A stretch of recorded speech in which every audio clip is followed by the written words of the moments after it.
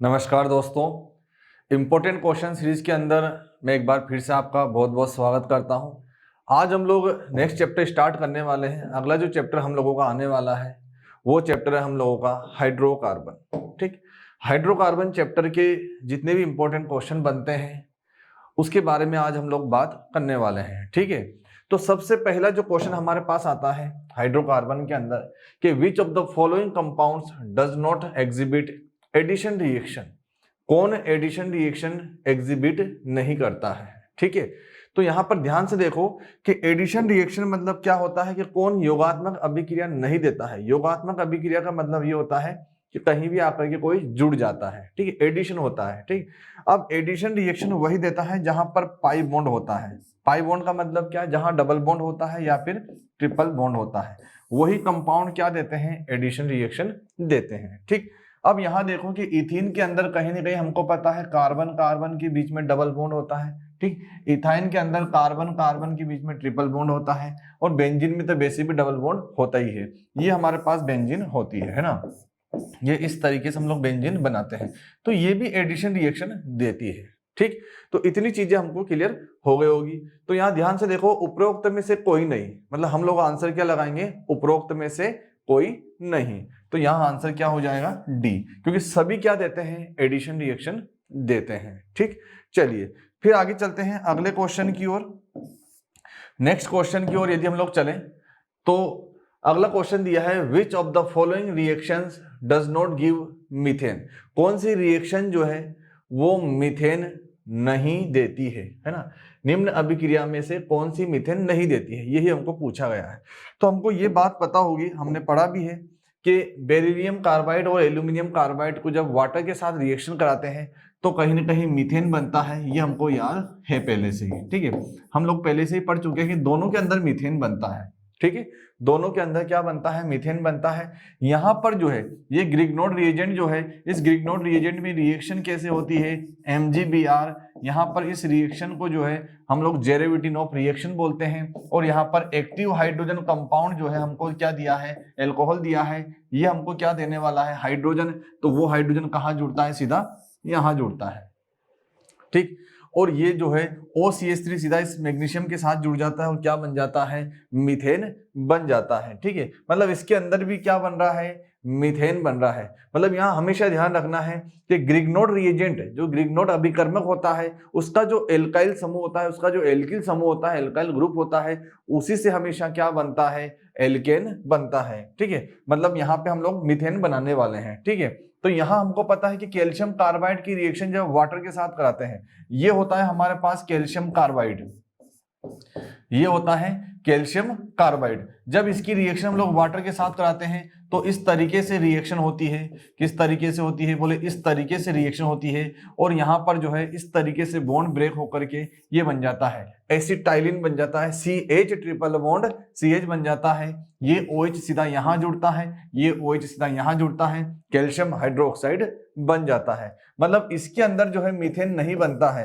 मतलब हम लोगों का जो आंसर होने वाला है वो क्या होने वाला है, ए आंसर होने वाला है, क्योंकि इन सब के अंदर तो क्या बन रहा है, मीथेन बन रहा है। ठीक है, क्या उसने पूछा क्या है कि किसमें मीथेन नहीं बनता है, उसके बारे में हम लोग बात कर रहे हैं। ठीक है, चलिए तो हम लोगों का आंसर क्या हो जाएगा, ए हो जाएगा।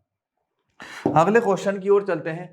2 molecules of formaldehyde are obtained on ओजोनलाइसिस। ओजोनलाइसिस बहुत ज्यादा इंपॉर्टेंट कंसेप्ट है, बहुत इंपॉर्टेंट कहीं ना कहीं रिएक्शन हम लोग उसे बोल सकते हैं, क्योंकि ये कहीं ना कहीं हर 1-2 साल में जो है कहीं ना कहीं बहुत सारे एक दो क्वेश्चन रिपीट होते रहते हैं। ठीक है, तो थोड़ा दिमाग में रखना है कि ओजोनलाइसिस का मैं तुमको शॉर्टकट बताऊंगा। ठीक है, तो यहाँ ध्यान से देखो कि जब हम लोग क्या करते हैं, इथिन का ओजोनलाइसिस कराते हैं ना, जब मैं यहाँ पर क्या करता हूँ, इथिन का है ना, तो इथिन का जब ओजोनलाइसिस कराया जाता है तो उस केस में क्या होता है, ओजोनलाइसिस में 2 बॉन्ड ब्रेक होते हैं। ठीक है, तो ये दोनों बॉन्ड ब्रेक हो जाएंगे, एक एक ऑक्सीजन यहाँ लगा देना है, तो ये बनेगा HCHO और ये भी क्या बनेगा HCHO। इस तरीके से हम लोग बना लेंगे। कितने मॉलिक्यूल बने फॉर्मेल्डिहाइड के?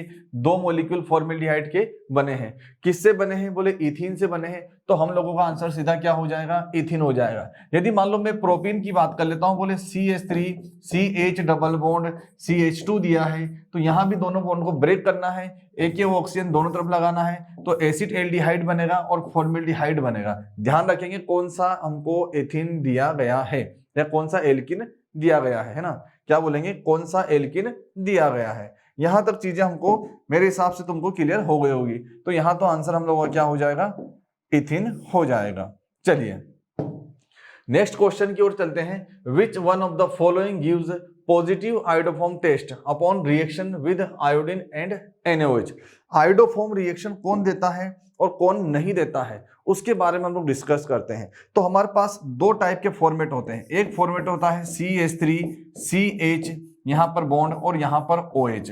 ये फॉर्मेट जहां दिखता है वो आयोडोफॉर्म रिएक्शन देगा। इसके अलावा जो है एक और फॉर्मेट बनाया मैंने CH3 C double bond O, और ये वाला फॉर्मेट भी जहां दिखेगा वो भी क्या देगा? आयोडोफॉर्म रिएक्शन देगा। ठीक, अब देखो ध्यान से, CH3OH दिया है, ये आयोडोफॉर्म रिएक्शन नहीं देगा। ठीक, उसके बाद जो है CH3 CH2 मिला, ठीक है, फिर CH मिला, इस CH से क्या जुड़ा हुआ है? OH, फिर इधर हमको CH2 CH3 मिला। हमको क्या है? CH के साथ में CH3 चाहिए या फिर C डबल बॉन्ड वाले कार्बन के साथ में CH3 चाहिए। तो ऐसा हमको दोनों के अंदर नहीं दिखा।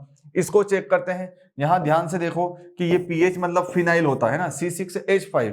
ठीक, उसके बाद यहाँ CH लिखा मैंने, CH के साथ में ये OH जुड़ा हुआ है तो ये OH लिखा, उसके बाद CH3 जुड़ा हुआ है। क्या मुझे ये वाला फॉर्मेट दिख रहा है? ये वाला देखो ध्यान से, बिल्कुल ये आयोडोफॉर्म रिएक्शन दे देगा। बाकी हमको इसके अंदर भी नहीं दिखाई दे रहा है। ठीक है, तो आयोडोफॉर्म रिएक्शन कौन देता है कौन नहीं देता है, इसके बारे में हमको याद रखना है। ठीक है, चलिए आगे चलते हैं। आयोडोफॉर्म रिएक्शन मतलब कहीं ना कहीं CHI3 बनता है, जो येलो कलर का PPT होता है। ठीक है, लेकिन हमको अभी केवल इतना याद रखना है क्वेश्चन के अकॉर्डिंग कि कौन आयोडोफॉर्म रिएक्शन देता है और कौन नहीं देता है। ठीक, चलिए नेक्स्ट क्वेश्चन की ओर हम लोग चलने वाले हैं। अगला जो क्वेश्चन हमारे पास आने वाला है उस क्वेश्चन की बात करते हैं। क्वेश्चन हमको दिया गया है, acidic hydrogen is present in, किसके अंदर एसिडिक हाइड्रोजन प्रेजेंट होता है। ठीक, अम्लीय हाइड्रोजन किसके अंदर उपस्थित होता है। ठीक, तो अम्लीय हाइड्रोजन के बारे में यदि हम लोग बात करें तो ट्रिपल बॉन्डेड कार्बन, जो त्रिबंधित कार्बन होता है, उसके साथ में जो हाइड्रोजन जुड़ा होता है, ठीक है, उसके साथ में जो हाइड्रोजन जुड़ा होता है उस हाइड्रोजन को हम क्या बोलते हैं? एसिडिक मतलब अम्लीय हाइड्रोजन बोलते हैं। ठीक, तो यहाँ ध्यान से देखो, इथाइन हमको दिया गया है। इथाइन का फॉर्मूला क्या होता है? बोले CH ट्रिपल बॉन्ड CH होता है, जिसे हम लोग एसिटाइलिन भी बोलते हैं। तो ये मेरे पास हो गया इथाइन। इथेन क्या हो जाएगा? बोले CH3 हो जाएगा। इथीन क्या हो जाएगा? बोले CH2 डबल बॉन्ड CH2 हो जाएगा। और बेंजीन क्या हो जाएगा? ये हमारे पास बेंजीन हो जाएगा। ठीक है, इतनी बात हमको क्लियर हो गई। अब ट्रिपल बॉन्डेड कार्बन कौन सा है? बोले एसिटिलीन, मतलब इथाइन वाला है, मतलब इसके अंदर एसिडिक हाइड्रोजन प्रेजेंट है। बहुत सिंपल सा क्वेश्चन है। ठीक है, चलिए नेक्स्ट क्वेश्चन की ओर हम लोग चलने वाले हैं। अगला जो क्वेश्चन मेरे पास आया है उस क्वेश्चन की यदि मैं बात करूं तो क्वेश्चन क्या आया है मेरे पास? Ethane is formed by the reaction of methyl iodide and sodium metal in dry ethanol solution, this reaction is called. बहुत इंपॉर्टेंट रिएक्शन है ये। रिएक्शन कहलाती है वुड्स रिएक्शन। क्या होता है इस रिएक्शन में? देखेंगे ध्यान से, सभी इधर देखेंगे ध्यान से। इसमें क्या होता है कि कहीं ना कहीं, जैसे मान लो मैंने यहां लिखा एल्काइल हैलाइड, है ना, एल्काइल हैलाइड मैंने यहां लिखा। इस एल्काइल हैलाइड की रिएक्शन जो है, फॉर्मेट बता देता हूं मैं रिएक्शन का। ये एल्काइल हैलाइड लिखा है, यहां पर कहीं ना कहीं सोडियम की रिएक्शन कराई जाती है। 2 सोडियम यहाँ पे लिए जाते हैं। उसके बाद जो है यहाँ पर फिर से एक मॉलिक्यूल और जो है एल्काइल हैलाइड का लिया जाता है, और ये रिएक्शन होती है ड्राई ईथर की प्रेजेंस में। किसकी प्रेजेंस में? ड्राई ईथर की प्रेजेंस में होती है। तो उस केस में क्या होने वाला है? उस केस में यहाँ होने वाला है, इस तरीके से रिएक्शन होने वाली है। क्या बन जाता है? 2NaX बन जाता है। 2NaX बन जाता है और दोनों एल्काइल ग्रुप जो है साथ में जुड़ जाते हैं। ड्राई ईथर का मतलब होता है शुष्क ईथर। तो ये क्या बन गया? R मतलब क्या हो जाता है? एल्केन होता है। मतलब ये एल्काइल हैलाइड से एल्केन बनाने की मेथड होती है और बहुत ज्यादा इंपॉर्टेंट है, हमको ध्यान रखना है और ये फॉर्मेट हमको याद रखना है। इस रिएक्शन को जो है कहीं ना कहीं क्या बोला जाता है, वुड्स रिएक्शन बोला जाता है। ठीक है, चलिए फिर नेक्स्ट क्वेश्चन की ओर हम लोग चलते हैं। अगला जो क्वेश्चन हमारे पास आया है उसके बारे में बात करते हैं। Which gas is used for cutting and welding of metal. ठीक, तो यहां पर जो गैस होती है वेल्डिंग और कहीं ना कहीं मेटल की कटिंग में जो यूज में आती है वो गैस हमारे पास दो होती है। एक होती है इथाइलिन, ठीक है, इथाइलिन या जिसे हम लोग इथीन भी बोलते हैं, ठीक है, और एक होता है एसिटाइलिन, है ना, एक होता है एसिटाइलिन जिसे हम लोग इथाइन भी बोलते हैं। ठीक, इनके द्वारा जो है, इसके द्वारा जो है ऑक्सी इथाइलिन फ्लेम जो है वो प्रोड्यूस होती है, ऑक्सी इथाइलिन फ्लेम प्रोड्यूस होती है, जिसकी वजह से लगभग 2000 डिग्री सेल्सियस टेम्परेचर प्रोड्यूस होता है। ठीक है, और एक होती है एसिटाइलिन जिसकी वजह से ऑक्सी एसिटाइलिन फ्लेम प्रोड्यूस होती है, ठीक है, जिसकी वजह से अबव या लगभग 3000 डिग्री सेल्सियस टेम्परेचर प्रोड्यूस होता है।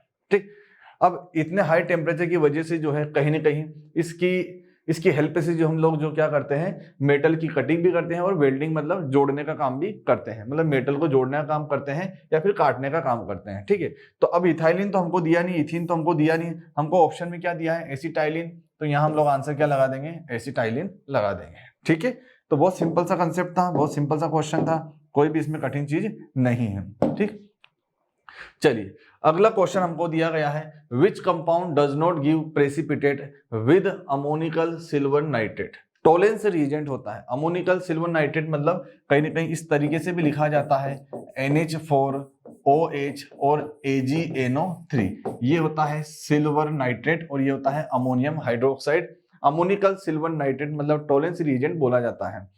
अब टोलेंस रिएजेंट जो होता है वो कहीं ना कहीं एल्काइन के साथ में रिएक्शन करके प्रेसिपिटेट बना लेता है।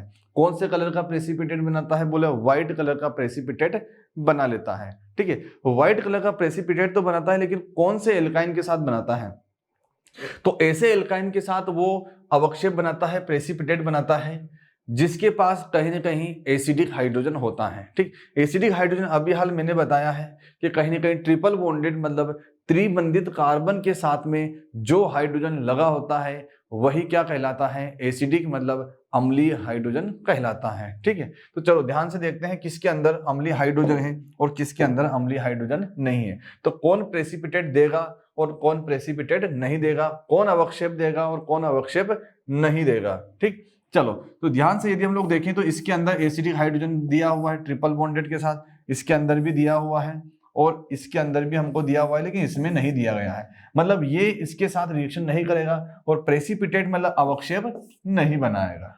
ठीक है क्या, इतनी बात हमको समझ में आ गई होगी। ठीक, मतलब ये जो टोलेंस रिएजेंट है इससे हम लोग पता करते हैं कि कौन टर्मिनल एल्काइन है और कौन टर्मिनल एल्काइन नहीं है, मतलब कौन नॉन टर्मिनल एल्काइन है। अब ये क्या होता है टर्मिनल और नॉन टर्मिनल, कि जब ट्रिपल बॉन्ड जो है कोने पे रहता है तो उसे हम लोग बोलते हैं टर्मिनल एल्काइन। ठीक है, जिसके अंदर 100% है कि उसमें जो है एसिडिक हाइड्रोजन प्रेजेंट होगा। ठीक, यदि वो टर्मिनल है, और यदि बीच में आता है तो कहीं ना कहीं हम बोलेंगे वो नॉन टर्मिनल होगा, फिर उसके अंदर जो है कहीं ना कहीं एसिडिक हाइड्रोजन नहीं होगा। तो हम लोग इनको डिस्टिंग्विश करने के लिए मतलब अलग अलग सेपरेट करने के लिए भी इस टेस्ट का यूज करते हैं। ठीक, चलिए फिर आगे चलते हैं, नेक्स्ट क्वेश्चन की ओर।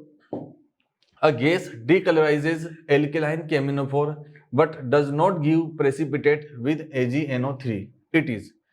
ऐसी कौन सी गैस है जो एल्केलाइन केमिनोफोर को डीकलराइज कर देती है, मतलब इसके कलर को धीरे धीरे खत्म कर देती है। पिंक कलर होता है, पिंक कलर मतलब रेड कलर के लगभग होता है, तो उसको धीरे धीरे खत्म कर देती है। ऐसी कौन सी गैस है, तो ध्यान रखना है कि कहीं ना कहीं जहां पर डबल बॉन्डेड गैस है या ट्रिपल बॉन्डेड गैस है, मतलब मैं ऐसा बोल दूं कि या तो एल्कीन हो या फिर क्या हो, एल्काइन हो, इनमें से किसी के भी साथ जो है यदि मैं एल्केलाइन KMnO4 की रिएक्शन कराऊं, इसे हम लोग बेयर्स रिएजेंट भी बोलते हैं, है ना, इसे हम लोग क्या बोलते हैं, बेयर्स अभिकर्मक बोलते हैं, बेयर्स रिएजेंट बोलते हैं। तो इसका जो कलर है वो क्या हो जाता है, धीरे धीरे डिसअपियर हो जाता है, गायब हो जाता है। ठीक, एल्किन और एल्काइन की प्रेजेंस में। ठीक, तो लेकिन हमको ऐसी गैस बताना है कि जो इसके कलर को डिसअपीयर कर दे और साथ में AgNO3 के साथ में अवक्षेप नहीं देती हो, मतलब वही टोलेंस रिएजेंट के साथ में अवक्षेप मतलब प्रेसिपिटेट नहीं देती हो। हमको पता है कि ट्रिपल बॉन्डेड वाला यदि कोई एसिटाइलिन आया, जैसे मान लो मैंने यहाँ लिखा CH2 है ना, ऑप्शन के अकॉर्डिंग चले तो CH2 डबल बॉन्ड CH2 और यहाँ दिया है CH ट्रिपल बॉन्ड CH, ये दोनों ही जो है कहीं ना कहीं एल्किलाइन मतलब क्षारीय एमिनोफोर के जो पिंक कलर आता है उसको क्या कर देगी, डिसअपीयर मतलब गायब कर देगी। ठीक, इतनी बात तो हमको समझ में आती है। लेकिन कौन AgNO3 के साथ अवक्षेप नहीं देती है? ये तो अवक्षेप देगी क्योंकि एसिडिक हाइड्रोजन है, ये नहीं देगी, मतलब यही हमारा आंसर हो जाएगा C2H4 मतलब बी आंसर हो जाएगा। बात समझ में आ गई होगी मेरे हिसाब से, है ना, बहुत सिंपल सा क्वेश्चन है, क्योंकि ये तो अवक्षेप दे देगी, ये भी डिसअपीयर करी, ये भी डिसअपीयर करी इसके कलर को, लेकिन अवक्षेप कौन नहीं देता है? तो अवक्षेप जो है ये नहीं देने वाला। ठीक, तो इथिन हम लोगों का आंसर हो जाएगा। चलिए नेक्स्ट क्वेश्चन की ओर हम लोग चलने वाले हैं। अगला जो क्वेश्चन हमारे पास आने वाला है, propyne reacts with water in presence of HgSO4 and H2SO4 to form. बहुत इंपॉर्टेंट क्वेश्चन है, ध्यान से इस चीज को समझेंगे। ठीक है, बहुत इंपॉर्टेंट क्वेश्चन है, देखेंगे इधर। देखिए, जब क्वेश्चन को एक बार फिर से रिपीट करता हूं ना, प्रोपाइन जल के साथ HgSO4 और H2SO4 की उपस्थिति में अभिक्रिया करके देता है। ठीक, तो ध्यान रखना है कि यदि मान लो कोई सा भी एल्काइन हमको दिया गया है, ठीक है, जब एल्काइन की रिएक्शन जो है HgSO4 और H2SO4 की प्रेजेंस में किसके साथ कराता हूं? वाटर के साथ कराता हूं। ठीक है, तो यहां क्या बनता है? कार्बोनाइल कंपाउंड बनता है, कार्बोनिल कंपाउंड बनता है। कार्बोनिल कंपाउंड के अंदर क्या आता है? बोले एल्डिहाइड आता है, एल्डिहाइड आता है, और सेकंड क्या आता है? कीटोन आता है। ठीक, एल्डिहाइड मतलब क्या होता है? CHO जहां पे आएगा, कीटोन मतलब क्या होगा? कार्बन डबल बॉन्ड ऑक्सीजन, ये कीटोन होगा। कार्बोनाइल कंपाउंड मतलब कार्बोनिल यौगिक के बनेगा। ठीक, अब यहां पर विशेष ध्यान रखना कि यदि मैंने एल्काइन क्या लिया है? एसिटाइलिन लिया है, ध्यान रखेंगे क्या लिया है? एसिटाइलिन लिया है, तो उस केस में जो है क्या बनेगा? एसिड एल्डिहाइड बनेगा। क्या बनेगा? एसिड एल्डिहाइड बनेगा। ठीक, लेकिन इस एसिटाइलिन के अलावा कोई सा भी अदर एल्काइन ले लो, दूसरा कोई सा भी एल्काइन आ जाए, ध्यान रखेंगे, दूसरा कोई सा भी एल्काइन आ जाए तो उस केस में हमेशा यहां पर कीटोन ही बनेगा। ठीक है, और कौन सा कीटोन बनेगा? जितने कार्बन का एल्काइन है उतने कार्बन का कीटोन बन जाएगा। ठीक है, मतलब मैं यहां पर यदि क्वेश्चन की ओर चलूं तो मुझे क्या दिया? प्रोपाइन दिया है, मतलब एसिटाइलिन नहीं दिया है, कुछ दूसरा एल्काइन दिया है। अब प्रोपाइन दिया है, इसका मतलब यह है कि कहीं ना कहीं कीटोन बनेगा। प्रोपाइन के अंदर कितने कार्बन? 3 कार्बन, 3 कार्बन वाला कीटोन क्या होता है? एसीटोन होता है। ये आंसर हो जाएगा सीधे। ठीक है, पर रिएक्शन कैसे हो रही है वो भी मैं तुमको बताने की अभी पूरी कोशिश करूंगा, लेकिन आंसर हम लोगों का शॉर्टकट में आ गया एसीटोन। ठीक है, फिर वैसा भी आंसर हमको दिया हो, ऑप्शन दिया हो। ठीक, चलिए अब रिएक्शन कैसे हो रही है उसके बारे में हम लोग बात कर लेते हैं। ठीक, तो यहां मैंने लिखा बोले CH3 और C ट्रिपल बॉन्ड CH लिखा, इसकी रिएक्शन मैंने वाटर के साथ कराई। ठीक, तो यहां पर जो है इसका जो इफेक्ट लगता है वो लगता है इंडक्टिव इफेक्ट। ठीक है, ये इलेक्ट्रॉन डोनेट करता है, तो यहाँ का जो पाई बॉन्ड है वो यहाँ शिफ्ट हो जाता है, तो यहाँ नेगेटिव और यहाँ पॉजिटिव आ जाता है। ठीक, यहाँ भी बॉन्ड ब्रेक होगा तो ये पॉजिटिव और ये नेगेटिव आएगा, तो ये नेगेटिव कहाँ जुड़ेगा? इस कार्बन के साथ में, और ये पॉजिटिव कहाँ जुड़ेगा? इस CH के साथ में, पॉजिटिव के साथ में। तो देखो ध्यान से, बोले CH3 फिर CH, ठीक है, COH आएगा ना, COH आएगा यहाँ पर, देखेंगे ये C, देखो ये C मैंने ऐसा बनाया। अब डबल बॉन्ड बचेगा। ठीक है, ट्रिपल बॉन्ड तो खत्म हो गया। ठीक है, डबल बॉन्ड बचेगा, यहाँ पे क्या जुड़ा? OH जुड़ा है। ठीक है, और यहाँ पर क्या हो जाएगा? CH2, क्योंकि यहाँ पर क्या जुड़ा है? H जुड़ा है। ठीक, अभी फिर से एक और एडिशन हो सकता है। ठीक, यहाँ पर हाइड्रेशन करा रहे हैं, जल योजन करा रहे हैं, तो फिर से मैं यहाँ पर एक वाटर मॉलिक्यूल और जोड़ता हूँ। ठीक, तो अब यहाँ पर जो एडिशन होने वाला है वो किसके अकॉर्डिंग होने वाला है? मार्कोनिकॉफ के नियम के अनुसार। ठीक है, क्योंकि जब एल्कीन पर इस टाइप का कोई एडिशन होता है वाटर का तो मार्कोनिकोव के अकॉर्डिंग होता है। अब ये एल्कीन ही दिख रहा हमको, ठीक। तो यहाँ पे क्या होने वाला है, मार्कोनिकोव के द्वारा क्या बोला गया था कि हाइड्रोजन वहां जाकर के जुड़ेगा जहां पर उसके फैमिली के लोग ज्यादा है, ठीक है। मतलब हाइड्रोजन कहाँ जुड़ेगा, ये वाला जो हाइड्रोजन ये कहाँ जुड़ेगा, सीधा यहाँ जुड़ेगा, और ये वाला OH कहाँ जुड़ेगा, यहाँ जुड़ेगा, ठीक है। तो मैं यहाँ पे फिर लिख रहा हूँ, बोले CH3, ठीक है, ये C, ये OH, ठीक है, यहाँ फिर क्या आएगा, OH आएगा, और फिर यहाँ क्या आएगा, CH3 आएगा। और जब एक कार्बन से 2 OH ग्रुप जुड़े होते हैं तो वहां से वाटर मॉलिक्यूल हमेशा ही रिमूव हो जाता है, ठीक है। तो अब देखो ध्यान से, यहाँ से OH गया और यहाँ से H गया, तो अब बनेगा क्या, CH3, ये कार्बन डबल बॉन्ड ऑक्सीजन, और ये हो गया CH3। शॉर्टकट मैंने बता चुका हूं पहले, आंसर क्या आ गया, एसीटोन, 3 कार्बन वाला। इसमें भी 3 कार्बन है और इसमें भी 3 कार्बन है, ठीक है। तो आंसर क्या हो जाएगा हम लोगों का, एसीटोन हो जाएगा, ठीक है। प्रोपेनॉन भी बोला जाता है IUPAC के अंदर, ठीक। चलिए नेक्स्ट क्वेश्चन की हम लोग बात करने वाले हैं। अगला जो क्वेश्चन हमारे पास आने वाला है, the hydrogen linked with carbon of acetylene is, acetylene carbon से संलग्न हाइड्रोजन होता है। सीधा सिंपल सा क्वेश्चन है, अभी हाल हम लोग देख के आए, अम्लीय हाइड्रोजन मतलब एसिडिक हाइड्रोजन होता है, ट्रिपल बॉन्डेड के साथ जुड़ा हाइड्रोजन क्या होता है, एसिडिक मतलब अम्लीय होता है, ठीक। चलिए आगे देखते हैं, at higher temperature iodoform reaction is given by. अब आयोडोफॉर्म रिएक्शन कौन देता है, अभी हाल हम लोगों ने देखा है 2 फॉर्मेट हमारे पास होते हैं, उन दोनों फॉर्मेट में से जो भी फॉर्मेट इनके अंदर मिल जाए वही आयोडोफॉर्म रिएक्शन देता है, ठीक है। तो देखो ध्यान से, वो वाला फॉर्मेट हमको यहाँ मिल रहा है, देखो ध्यान से, CH3 C double bond O, ऊपर भी लिख सकते हैं, और C6H5 है ना, C6H5 मतलब फिनाइल है, ये वाला फॉर्मेट हमको दिख रहा है, ये आंसर हो जाएगा, ठीक है। बहुत सिंपल सी बात है, कोई भी इसमें कठिन चीज नहीं है, ठीक है। चलिए तो यहाँ तक चीजें हमको मेरे हिसाब से तुमको क्लियर हो गई होगी, ठीक। चलिए अगले क्वेश्चन की ओर चलते हैं। द रिएक्शन दिया गया है हमको, CH2 डबल बॉन्ड CH2, फिर H2 दिया है, निकल, और 250 और 300 डिग्री सेल्सियस दिया है, CH3 बन रहा है, ठीक है। मतलब अनसेचुरेटेड कंपाउंड से सेचुरेटेड बन रहा है, असंतृप्त से संतृप्त बन रहा है, ठीक। तो अब ध्यान से देखो, यहाँ पर इस रिएक्शन को क्या बोला जाता है, सेबेटियर-सेंडन रिएक्शन बोला जाता है, ठीक है। क्या बोला जाता है, सेबेटियर-सेंडन रिएक्शन बोला जाता है।